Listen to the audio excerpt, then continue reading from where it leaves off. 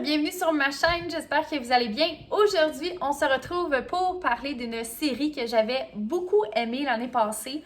Malheureusement, l'année passée, j'avais pas encore de chaîne YouTube, donc j'avais pas fait de vidéo sur cette série-là. Donc on va parler de Only Murders in the Building. Excusez, je suis pas très bonne en anglais.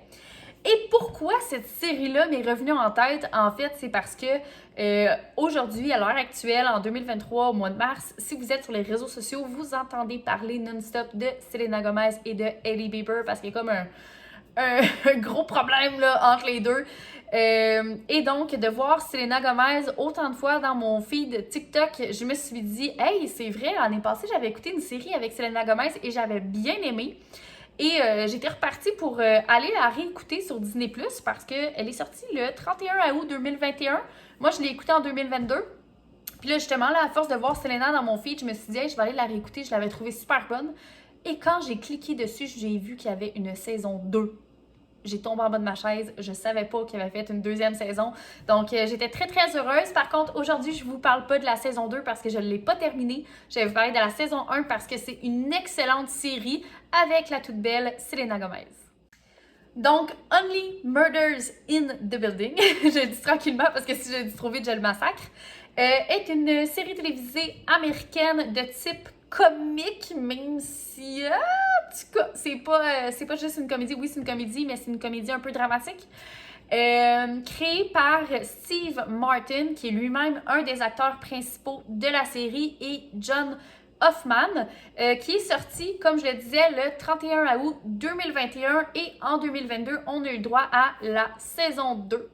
Alors, qu'est-ce qui se passe dans cette série-là? On a trois personnages principaux, Mabel, Charles et Olivier, qui sont trois personnes qui vivent dans un énorme immeuble d'habitation à New York. Et en fait, ces trois personnages-là sont passionnés de podcasts de true crime. Au début de la série, ils ne se connaissent pas, ils font juste se croiser de temps en temps dans les corridors. Et ce qui arrive, là, le gros de la série, c'est qu'un homme est retrouvé mort dans l'immeuble.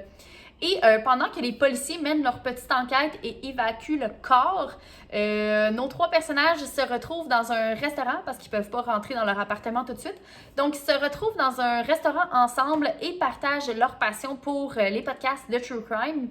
Et de ce fait même, parlent de l'homme qui est décédé et en viennent à la conclusion qu'il doit s'agir d'un meurtre.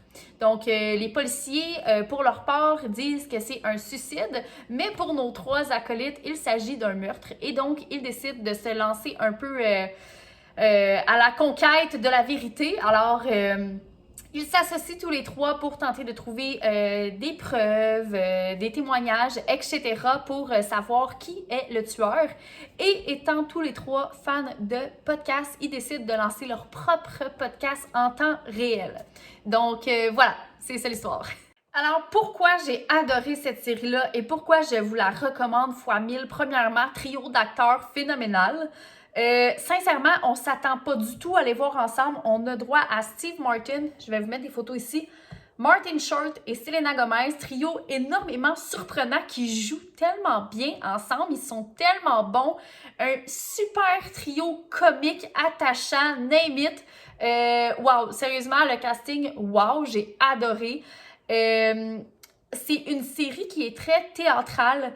J'adore le vibe de cette série-là, malgré le fait que la série est très moderne parce que ça inclut un podcast qui fait très 2022-2023. Donc, on est vraiment dans le moderne, mais dans une ambiance de vieux New York. On est dans une ambiance très old school, très théâtrale, comme je le disais.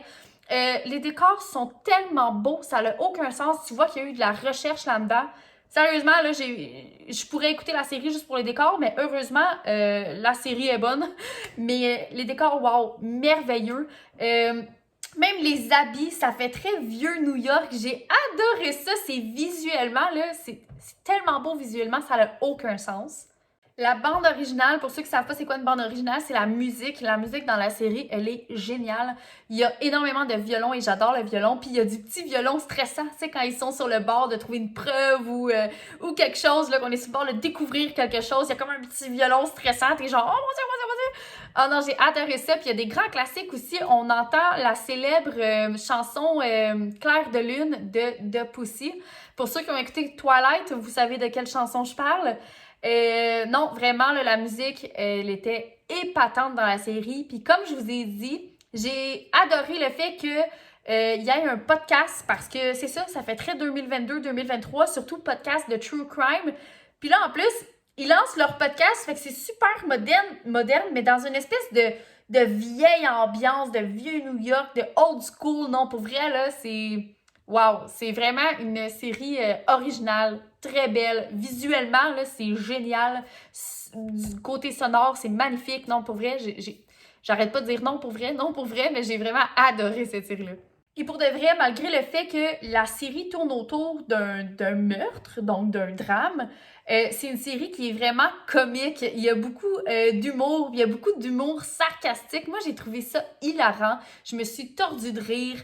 L'intrigue était prenante. T'avais vraiment le goût d'avoir la suite tout de suite. T'étais comme, ah ouais, go, allez-y. Puis là, tu te fais des idées, puis tu te dis, ah ouais, c'est sûr, c'est lui. Puis là, finalement, c'est pas lui. Puis non, c'est vraiment, vraiment captivant. C'est comme une espèce de meurtre et mystère.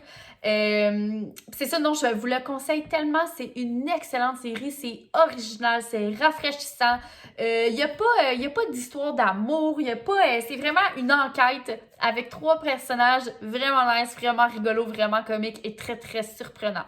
Donc voilà guys, je sais que ma vidéo n'a pas été très très longue, ça va avoir été une vidéo de quelques minutes à peine, mais je voulais absolument vous parler de cette série-là parce que justement, on entend parler de Selena Gomez, elle a pu finir ces temps-ci et ben c'est ça, je voulais vous montrer aussi que, ben vous le savez, Selena Gomez est une excellente actrice, une excellente chanteuse, mais il y a pas beaucoup de gens qui savent justement qu'elle a fait une série télé tout récemment en 2021 et la saison 2 en 2022, donc je voulais mettre ça de l'avant parce qu'elle a énormément de talent et j'ai beaucoup aimé cette série-là, je pense que ça paraît.